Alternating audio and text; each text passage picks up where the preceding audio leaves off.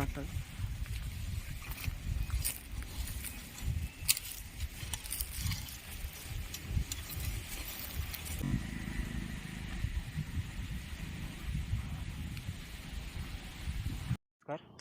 सचिन रामनाथ शेंगा, मुक्काम पोस्ट पाडाळणी, तालुका अकोले, जिल्हा अहमदनगर.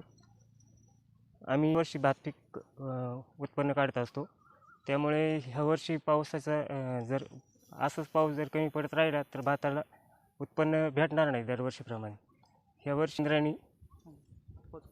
दरवर्षी आम्ही 5 ते 6 जूनला रोपं टाकत असतो.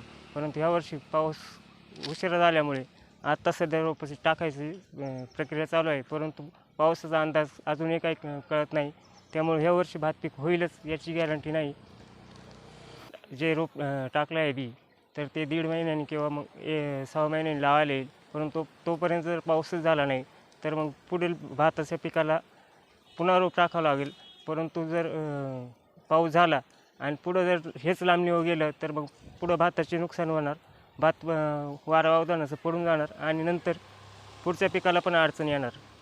यावर्षी पाऊस कमी झाल्यामुळं मागच्या वर्षी 3 वेळा हे शेत लावण्यात आलं, त्यातही उत्पन्न कमी झालं. भेसळ झाली सगळ्या शेतामध्ये.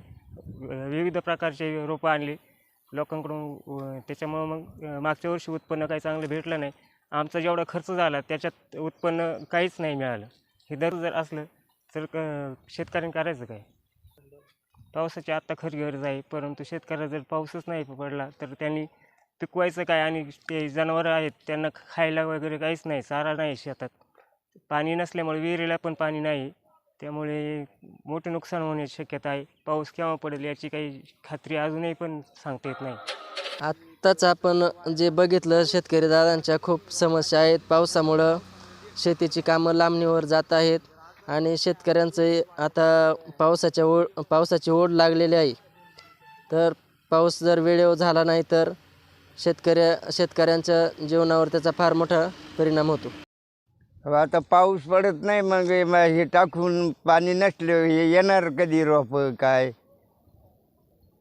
जनावरांना पाऊस लेट झाला त्याच्यामुळं रोपंसुद्धा लेट टाकायला टाईम झाला ना. मग येणार कधी, लावायची कधी? मागच्या वर्षी 2-4 टाईम टाकून असंच रोपं गेली, दुसरी कुणा आणून लावलं, कमी भेटलं. येळात जर पाऊस आता जर नाही झाला तर हे पिकं कायची येतात आमची. हां, पाऊस तर हे पाऊस नाही आला तर हे पिकं जाणार. मग आम्ही करायचं काय आणि काय? जनावरांना माणसाला घालायचं काय? हां, आणि कुटुंब ह्याच पिकावर चालतं आमचं.